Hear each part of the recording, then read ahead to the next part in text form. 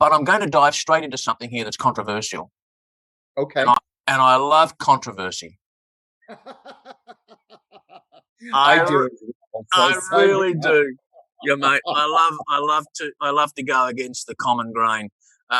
You espouse two words, and that is stop stretching. And you've even got a Yes. book titled by the same name. So Yes. a yoga teacher who teaches that stretching isn't as good for you as what we're led to believe. Can you give us some information about that? Mention your book, Stop Stretching, and there is a link down in the show notes where people can find out more about that book, or even go straight to Amazon and buy it. You know, when I did move to New York, I really faced a lot of adversity. And, you know, I just want to quickly give this and then we can come back to it if you want. But one of the things that pulled me out of it, you know, out of fear, because I was totally afraid, out of despair, out of a lot of setbacks. I had a ton of setbacks and I had to constantly deal with them. Like you would in life, was affirmations. And the affirmation, it was funny because when I was actually on the train going to New York, this affirmation kind of downloaded into my space. And that was, I'm opening myself up to the universe of limitless possibilities.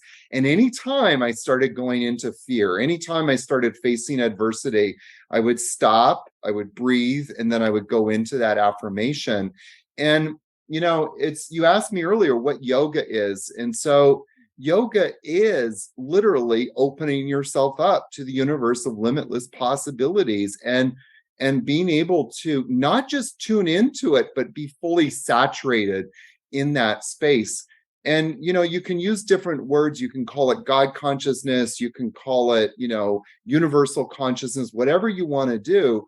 But ultimately, yoga is bringing us back to the source and reminding us that we are that universe made manifest. And not just like thinking about it. A lot of people in the spiritual world, a lot of people, you know, that do these things, do it more from kind of a thinking or a mental process, if you will. But what yoga is asking us to do is actually make it experiential so that we have direct experience of what we're focusing on. And in this case, you know, being part of that absolute or being part of that universe of limitless possibilities. And so obviously I was teaching stretching and I, as part of yoga, in fact, I hit kind of a crisis a couple of years ago because I started to realize like stretching actually wasn't that good for you. And I was faced with this moral dilemma of like, if I'm not teaching stretching, how am I going to teach yoga? And what I've come to realize through different, you know, studying history of yoga, reading the scriptures, reading different texts, is that nowhere in any of the scriptures is there any reference to needing to stretch. This whole idea of stretching and flexibility has really become more, if you will, like a Western idea. It's like we saw these lanky Indian boys who were 18, 16 years old, being really quote unquote flexible. And we assumed that that's how we're supposed to practice yoga, and it's not. So put a pin in that for a second. Come to stretching. What we're starting to find out more and more is that we're actually damaging the body at a neuromuscular level by stretching. When we stretch a muscle, so if I bring my arm up to the sky and bring the hand down behind my back, I bring the other hand to the elbow and I try and push that hand down, I'm starting to quote unquote stretch the shoulder girdle and, you know, the tricep and different muscles. But when that arm comes back out and I like go lift weights or I go do a push up or I lift a bag of groceries, the muscles in that shoulder that are supporting the joint are all shut down, meaning that they've lost their ability to contract properly and stabilize that joint. And so, you know, there's been numerous studies done on this, that people lose their force output of their muscular system when they stretch. And so I've completely changed everything, obviously, through Stop Stretching. and trying to get people more and more into really thinking about like, how do we activate the muscles and improve that neuromuscular connection in the body. It's important for people to understand too, like what the real driver for me to teach people is, yes, stop stretching, but it's really giving people the tools to become pain-free. And so you just said like you're not flexible. That inflexibility is not a symptom of necessarily tight muscles per se. It's really the inability of muscles to work properly in your body. And when I say properly, being able to shorten. So we can improve your range of motion quite dramatically if we start to get those muscles working again.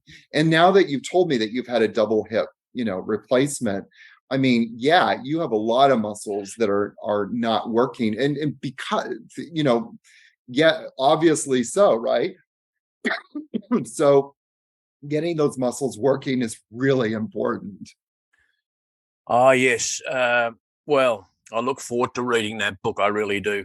Now, just something else. If somebody goes to your website, Aaron, at yogiaaron.com, again, the link will be in the show notes. What they'll see there in very bold print up the top is a quote, "Become fearless, live limitless." So how does that theory come into your work?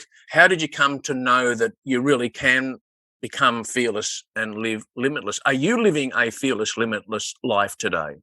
So I love this question because it's really this whole idea of living fearlessly is what yoga is really all about.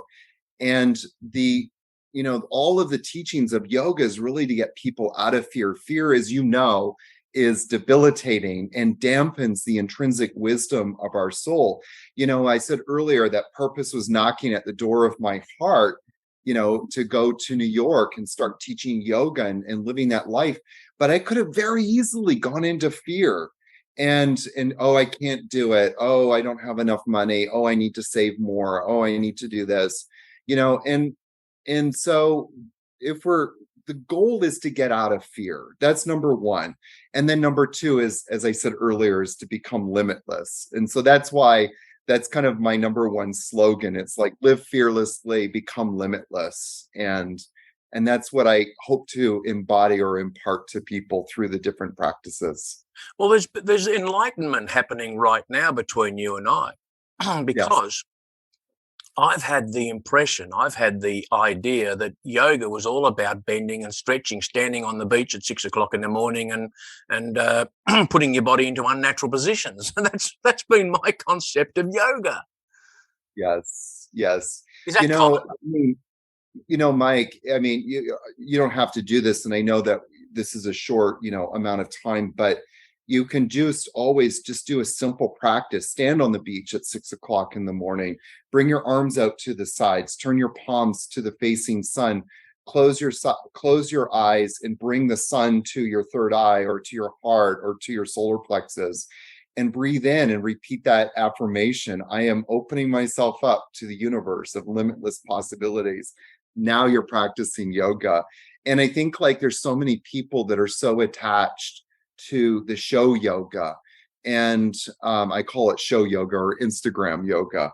And that's got nothing to do with what yoga is about. It's really this inner connection. Now, that's not to say that doing those weird postures or those crazy postures can't bring you to a state of yoga. But if it's only about the posture, which it is for so many people, the yoga itself gets lost. And so if we're going to do a practice, having intention is so important. And the intention should always be to come inside yourself and resonate in that limitless, infinite space within your heart. When you take your students into one of your retreats, what do they experience from the start and what do they have to walk away from when they depart?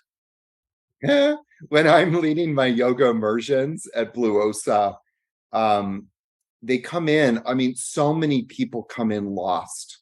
I think I led 5 trainings this last year, five big trainings. 2 of them were 1 month long. And every single person came in, and it was a lot of people said that they felt disconnected from their body They felt disconnected from their life and who they are in this world and what that means. And they felt lost. They felt like there was a loss of purpose. And so there's what people start to reclaim is that connection to themselves, which is what for me, what yoga is really all about at the end of the day is building that relationship with ourselves. There is a very calming, I don't know. There's a calmness that comes from you. I mean, seeing you, your image, so the molecules that have been assigned to you, it's just a calming picture. And listening to you talk, it's also very calming. And I can imagine that those people who attend your retreats or even read your book or visit your website would be like me, who would feel drawn to wanting to experience more of what Yogi Aaron is all about. And so for those viewers and listeners, in the show notes, if you're like me and you want to know more, there's some links to click there. And I thank you, Aaron, for joining us on the Comeback Coach podcast to share just in this short time some of your background, what you're about, and to share some of that wisdom that you've experienced. And so what do you want to leave our audience with as a parting thought? I'm going to talk about something that was very personal to me today as I had to respond to a negative comment.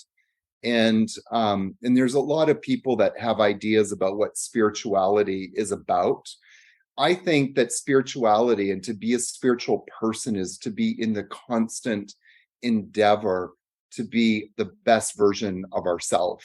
And, in the words of my teacher, Swami Rama said, do the work, do the spiritual practice so that you can make your personality a more pleasant one for those, who have to deal with you in the world.